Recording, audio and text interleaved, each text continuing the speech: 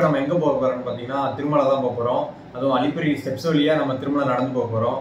அதுக்காண்டி இப்போ free Darshan token வாங்கணும். அந்த டோக்கன் வந்து எங்கே கொடுக்குறாங்கன்னா பூதேவி காம்ப்ளெக்ஸில் கொடுக்குறாங்க. அது எங்கே இருக்குன்னு பார்த்தீங்கன்னா அலிப்பிரி ஸ்டெப்ஸ் இருக்குல்ல, அந்த கேட்டுக்கு பக்கத்தில் எங்கே இருக்குன்னு சொன்னாங்க. ஸோ போயிட்டு தான் பார்க்கணும்.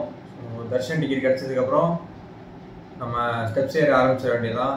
ஸோ நாளைக்கு தர்ஷன் டிக்கெட் கிடச்சுன்னா கடல் புண்ணியத்தில் நல்லாயிருக்கும். ஃப்ரீ தர்ஷன் டோக்கன் வந்து விடிய காலையில் 2 மணிலேருந்து கொடுப்பாங்கன்னு நினைக்கிறேன்.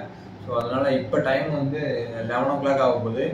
நம்ம வந்து இப்போ கிளம்புனா கரெக்டாக இருக்கும். நம்ம அங்கே போயிட்டு முன்னாடியே போனோம்னா நமக்கு முன்னாடியே நிறைய பேர் வந்திருப்பாங்க. ஸோ வெயிட் பண்ணி ட்ரை பண்ணி பார்ப்போம். சரி வாங்க, நான் உங்களை வந்து டோக்கன் வாங்குற இடத்துல மீட் பண்ணுறேன். இப்போ நான் எங்கே இருக்கேன்னா திருப்பதி பஸ் ஸ்டாண்டில் தான் இருக்கேன்.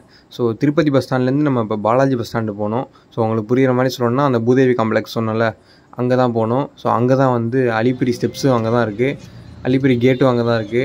ஸோ அங்கே தான் ஃப்ரீ தர்ஷன் டோக்கன் கொடுக்குறாங்க. அங்கே தான் நம்ம போகிறோம். இப்போ ஆட்டோ அப்படி இல்லைனா பஸ்ஸில் தான் போகணும் அந்த இடத்துக்கு. திருப்பதி பஸ் ஸ்டாண்ட்லேருந்து அலிப்பிரி கேட்டு வந்து ஒரு 4.5 கிலோமீட்டர் தான் இருக்கும். என்ன இவ்வளோ கூட்டமாக இருக்குது.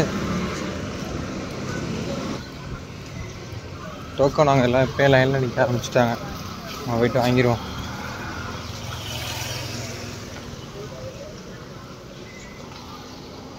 நான் தான் சொன்னேன்ல எவ்வளோ பேர் வந்திருக்காங்க பார்த்தீங்களா. அதுக்குள்ளே நான் ரூமை விட்டு கிளம்பும்போது மணி 11 சொல்லியிருப்பேன். இப்போ வந்து மணி 11:30 மேலே ஆகுது. ஸோ அதுக்குள்ளேயே கூட்டத்தை பார்த்திங்கன்னா க்யூவில் நிற்க ஆரம்பிச்சிட்டாங்க. ஸோ ஏன்னா சீக்கிரமாக வந்தால் தான் டோக்கன் கிடைக்கும். ஃப்ரீ தர்ஷன் டோக்கன் வாங்கணுன்னா நீங்கள் வந்து முன்கூட்டியே வாங்க. எப்படி சொல்கிறேன்னா, இப்போ விடிய காலையில் 2 மணிக்கு தராங்கன்னா நீங்கள் ஒரு 12 மணி 11:30 மணி அந்த ரேஞ்ச் இப்போ நான் வந்தேன்ல இந்த டைமுக்கு வந்தீங்கன்னா கண்டிப்பாக உங்களுக்கு டோக்கன் கிடைக்க வாய்ப்பு இருக்குது. இந்த டோக்கன் வாங்குறதுக்கு வந்து ரொம்ப ரொம்ப பொறுமை வேணும். ஏன் சொல்கிறேன்னு பார்த்தீங்கன்னா 2 மணிக்கு தான் ஓப்பன் பண்ணுவாங்க கவுண்ட்ரு எல்லாமே.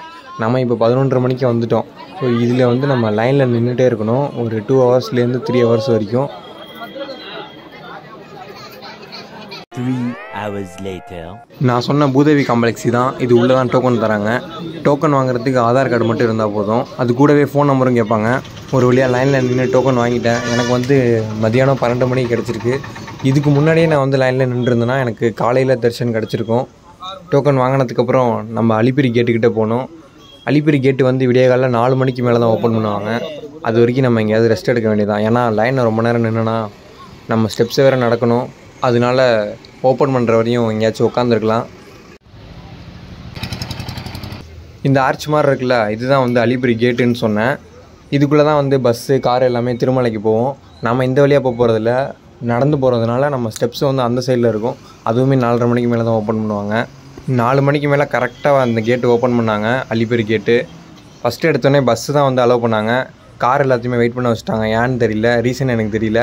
உங்களுக்கு தெரிஞ்சுன்னா கமெண்ட் பண்ணுங்கள். கொஞ்ச நேரம் இதெல்லாம் பார்த்துட்டு நம்ம வந்து அலிப்பிரி ஸ்டெப்ஸ் வழியாக நம்ம நடந்து போகலாம்.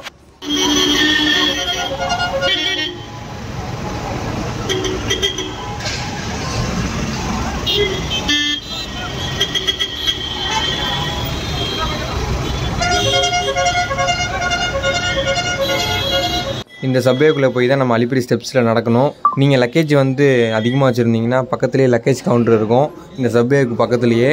அங்கே வந்து கொடுத்துட்டு நீங்கள் வந்து டோக்கன் வாங்கிட்டு மேலே திருமலை போய் ரீச் ஆனதுக்கப்புறம் நீங்கள் வந்து லக்கேஜெலாம் வாங்கிக்கலாம்.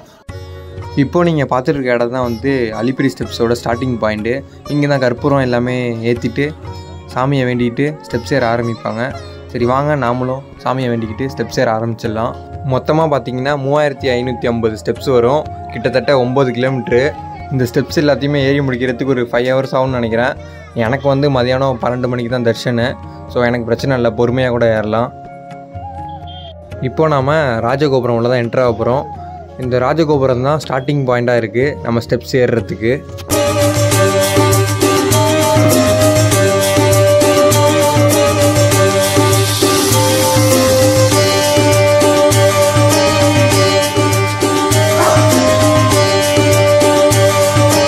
ஸ்டெப்ஸ் ஏற ஆரம்பிக்கிறதுக்கு முன்னாடி இந்த இடத்துல விழுந்து கும்பிட்டுட்டு தான் நம்ம ஏற ஆரம்பிக்கணும்.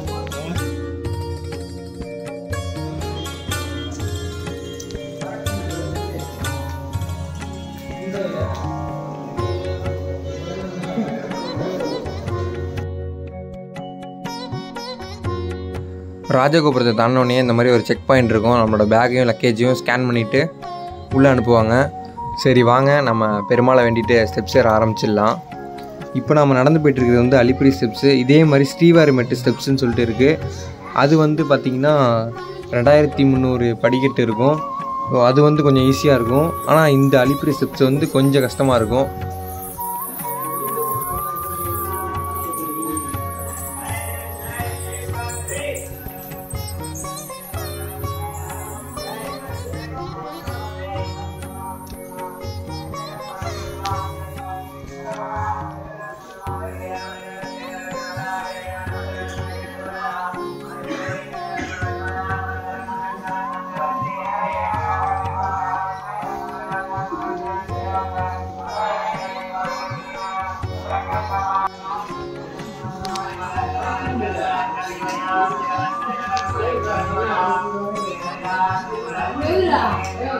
மொத்தமாக 400 ஸ்டெப்ஸு கம்ப்ளீட் பண்ணிட்டோம்.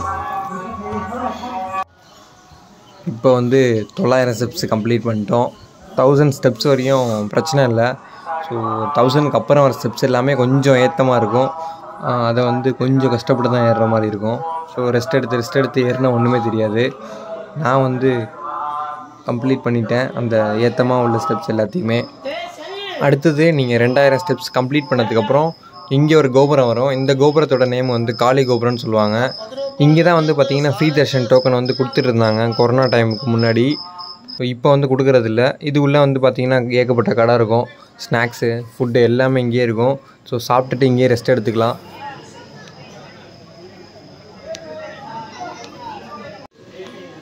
ரெண்டாயிரம் ஸ்டெப்ஸ் எப்படியாவது கஷ்டப்பட்டு ஏறிட்டிங்கன்னா அதுக்கப்புறம் வரது எல்லாமே ஈஸியாக தான் இருக்கும். இந்த மாதிரி ஃப்ளாட்டான இடமா தான் இருக்கும். ஸோ நடக்கிறதுக்கும் உங்களுக்கு ஈஸியாக இருக்கும். ஃப்ளாட்டாக இருக்கிற இடத்துல எல்லாத்தையும் நடந்து வந்ததுக்கப்புறம் இந்த மாதிரி ஒரு கீழே ஒரு சப்வேக்குள்ளே போயிட்டு மேலே ஏறுற மாதிரி இருக்கும். இதை தாண்டினதுக்கப்புறம் தான் ஒரு ஆஞ்சநேயர் கோயில் வரும். இந்த ரோட்லேருந்து பார்த்தீங்கன்னா பஸ்ஸு போகிறதெல்லாம் ரொம்ப அழகாக இருக்கும். சூப்பராகவே இருக்கும் பாருங்கள்.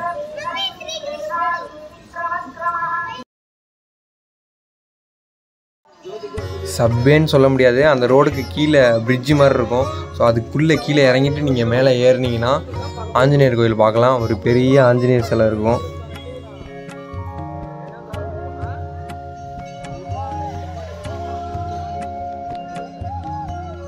நீங்கள் பார்த்துட்டு இருக்கிறது வந்து பெருமாளோட 10 அவதாரத்தில் ஒரு அவதாரம் தான். இந்த அவதாரம் எல்லாமே நீங்கள் வர வழியில் பார்க்கலாம். ஒவ்வொரு அவதாரமும் வச்சுருப்பாங்க. ஃபுல்லாகவே விடிஞ்சிருச்சு.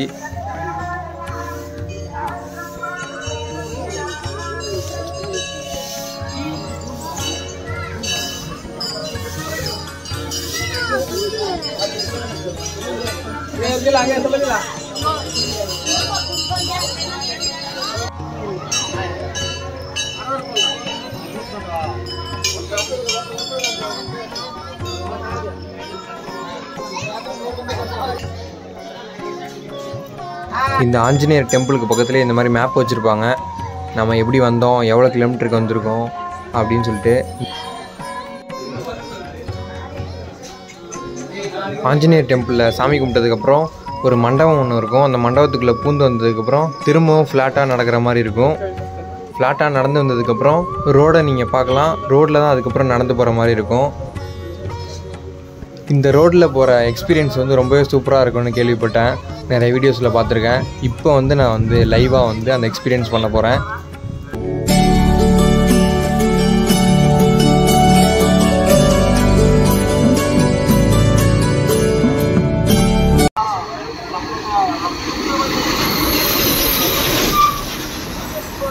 இந்த ரோட்டில் நடந்து போகிறது ரொம்பவே சூப்பராக இருக்குது. நம்ம அவ்வளோ தூரம் நடந்து வந்தது வந்து ஒரு மாதிரி டயர்டாக இருக்கிற மாதிரி இருக்கும். இங்கே நடந்து போகும்போது அந்த டயர்ட்னஸ் எல்லாமே போயிடும். ஏன்னு பார்த்தீங்கன்னா பக்கத்துலேயே வந்து வியூலாம் சூப்பராக இருக்கும். பார்த்துட்டே போகலாம், நடக்கிறதே தெரியாது.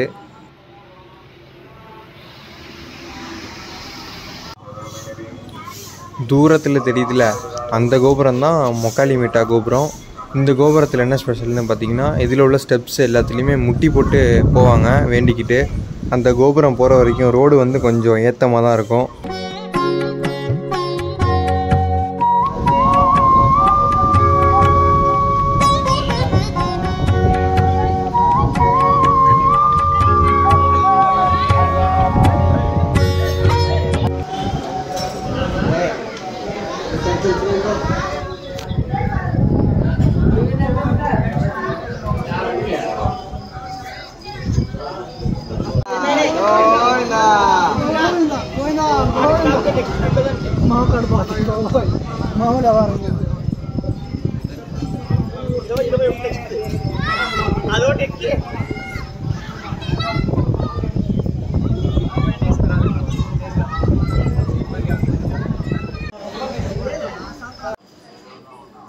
அந்த முக்காலி மீட்டா கோபுரத்துலேருந்து வர ஸ்டெப்ஸ் எல்லாமே கொஞ்சம் ஏற்றமாக தான் இருக்கும்.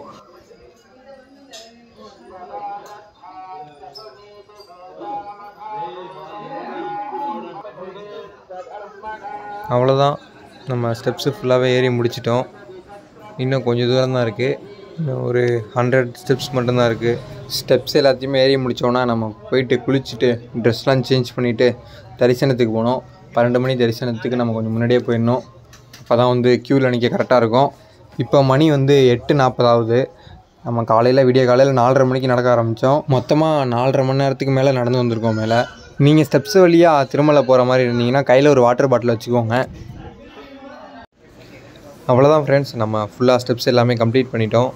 முடிஞ்சதுக்கப்புறம் வந்து இங்கே வந்து குங்குமம், சூடம், தேங்காய்லாம் உடைச்சிருப்பாங்க. இதுதான் வந்து லாஸ்ட்டு ஸ்டெப்ஸு.